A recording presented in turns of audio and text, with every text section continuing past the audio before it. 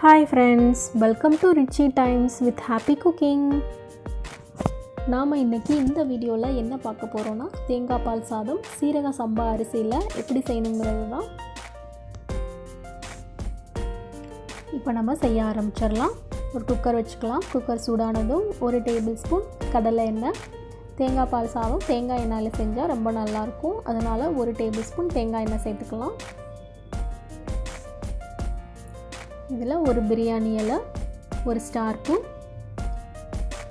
4 கிராம்பு, ஒரு பட்டை, இது கூடவே 1 டேபிள் ஸ்பூன் ஜீரகம். இதெல்லாம் நல்லா எண்ணெயில் பொரிஞ்சதுக்கப்புறமா காரத்துக்காக ஒரு 5 பச்சை மிளகாய் சேர்த்துக்கலாம். நான் 200 கிராம் அரிசி எடுத்திருக்கேன், அதனால் 5 பச்சை மிளகாய் போடுறேன். இதை நல்லா வதக்கி விட்டுக்கலாம். இது பச்சை மிளகாய் வதங்கினதுக்கப்புறம் ஒரு பெரிய வெங்காயத்தை நீல வாக்கில் கட் பண்ணி வச்சுருக்கேன், அதையும் இது கூட சேர்த்து நல்லா வதக்கி விட்டுக்கணும்.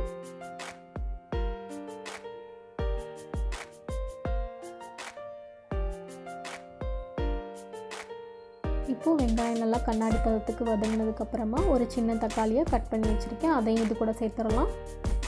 இது கூடவே 1 டேபிள் ஸ்பூன் இஞ்சி பூண்டு விழுது, இதையும் நல்லா வதக்கி விட்டுக்கணும்.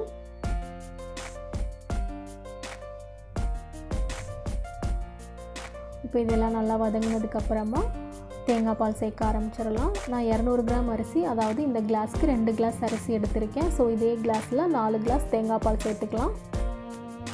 தேங்காயை நல்லா அரைச்சி வடிகட்டி எடுத்திருக்கேன்.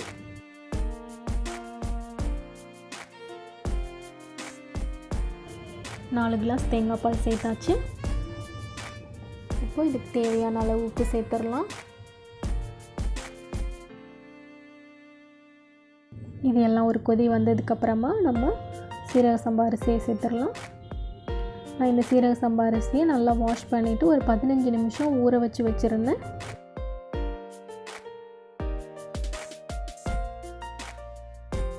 இப்போ அரிசி எல்லாமே சேர்த்தாச்சு.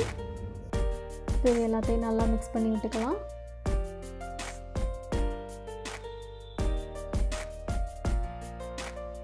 இப்போ இது ஒரு கொதி வரட்டும். இப்போ இதில் கருவேப்பிலை, கொத்தமல்லி, புதினா இதையும் இது கூட சேர்த்துடலாம்.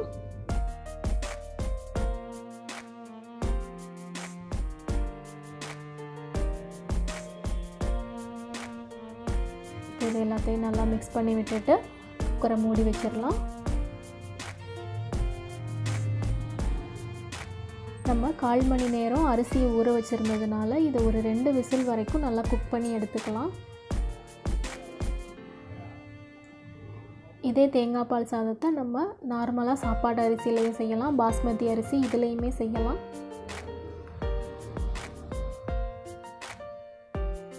இப்போ 2 விசில் வந்துருச்சு, ஸ்டவ் ஆஃப் பண்ணிடலாம். ப்ரெஷர் ரிலீஸ் ஆனதுக்கப்புறம் இதை ஓப்பன் பண்ணி பார்க்கலாம். சீரக சம்பா அரிசியில் செஞ்சுருக்கிறதுனால இதோட மனம் இன்னும் சூப்பராக இருக்குது. சாதம் நல்லா உதிரியாக வெந்து வந்துருக்கு பாருங்கள். இப்போ இதை நம்ம பிளேட்டில் சர்வ் பண்ணிடலாம்.